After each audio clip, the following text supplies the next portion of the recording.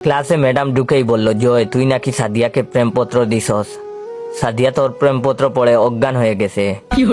ম্যাডামের কথা শুনে আমার কলিজা শুকিয়ে গেল। সাদিয়া ম্যাডামের একমাত্র মেয়ে, ডাইনি মায়ের একমাত্র আদরের সন্তান। ম্যাডাম আবার বলল, কিরে তুই উত্তর দিচ্ছিস না কেন? ভয়ে আমার পায়ে কাঁপাকাঁপি শুরু হয়ে গেল, যে কোনো সময় প্যান্ট নষ্ট করে ফেলার মতন। জীবনে কখনো ম্যাডামের ক্লাসে পড়া দিয়েছি বলে মনে পড়ে না। ম্যাডাম এমনিতেই আমাকে দেখতে পারে না, তার উপর তার মেয়েকে প্রেমপত্র দিয়েছি, সেটা পড়ে বেচারি অজ্ঞান। ম্যাডাম আমার অবস্থা আজ কি করবে সেটা বুঝার বাকি রইল না। মনে মনে বিপদের দোয়া পড়ছি আর নিজের বুকে ফু দিচ্ছি, আল্লাহ এবারের মতন আমাকে বাঁচাও। এরপর থেকে সাদিয়াকে নিজের বোনের চোখে দেখবো। ম্যাডাম আস্তে আস্তে এগিয়ে এলো আমার দিকে।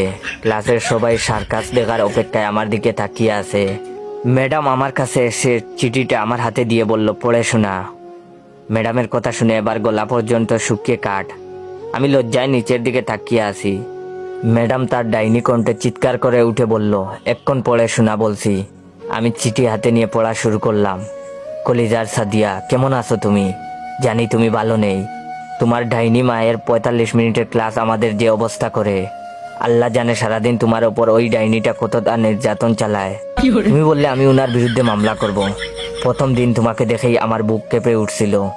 সেই কাঁপুনিতে বাংলাদেশ ও মায়ানমারের কিছু অংশ কেঁপে ওঠে, অথচ মানুষজন বলে সেটা নাকি ভূমিকম্পের কারণে। কাউকে বিশ্বাস করাতে পারিনি, ওটা আমারই বুকের ভূমিকম্প। তুমি জানো সারাদিন শুধু আমি তোমার কথা ভাবি।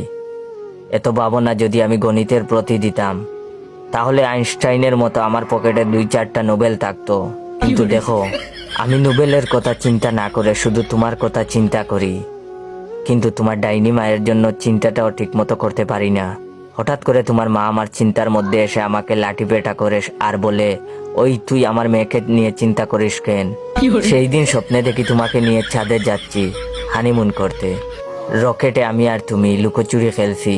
এর মধ্যে কোথা থেকে যেন তোমার মা এসে রকেটের ইঞ্জিন বন্ধ করে দিয়ে বলে, এবার খেলা হবে। বিশ্বাস করো সাদিয়া, তোমার কথা মনে হইলেই এই হৃদয়ের মধ্যে এনার্জি বাল্ব জ্বলে উঠে। তুমি আবার ভেবো না আমি 300 টাকার এনার্জি বাল্ব 100 টাকায় কিনেছি শুধুমাত্র কোম্পানি প্রচারের জন্য। আমি ফিলিপস বাল্বের কথা বলেছি, যা দিবে তোমাকে শতভাগ আলো ও দীর্ঘদিনের গ্যারান্টি। সাদিয়া বিশ্বাস করে এই মানে। হঠাৎ দপাস করে কিছু পড়ে যাওয়ার শব্দ পেলাম। সামনে তাকিয়ে দেখি ম্যাডাম অজ্ঞান হয়ে মাটিতে পড়ে গেছে। সবাই মিলে দৌড়াদৌড়ি করে ম্যাডামকে তুলে ডাক্তার ডাকতে গেলাম। ম্যাডামের জ্ঞান ফিরলে প্রিন্সিপাল ম্যাডাম আমাকে ডেকে পাঠালেন। উনি বললেন, তুমি নাকি ম্যাডামের মেয়ে সাদিয়াকে চিঠি দিয়েছো। কি ছিল সেই চিঠিতে? দেখি চিঠিটা আমাকে দাও। আমি বয়ে বয়ে প্রিন্সিপাল ম্যাডামকে বললাম, আগে এখানে ডাক্তারকে ডাক দেন। ভিডিওটা কেমন লাগলো অবশ্যই কমেন্ট করে জানাবেন। আর হ্যাঁ, ভিডিওটা ভালো লাগলে আপনার 15 জন বন্ধুকে শেয়ার করবেন আর কমেন্ট করে বলবেন ভিডিওটা শেয়ার করেছেন কিনা। ধন্যবাদ।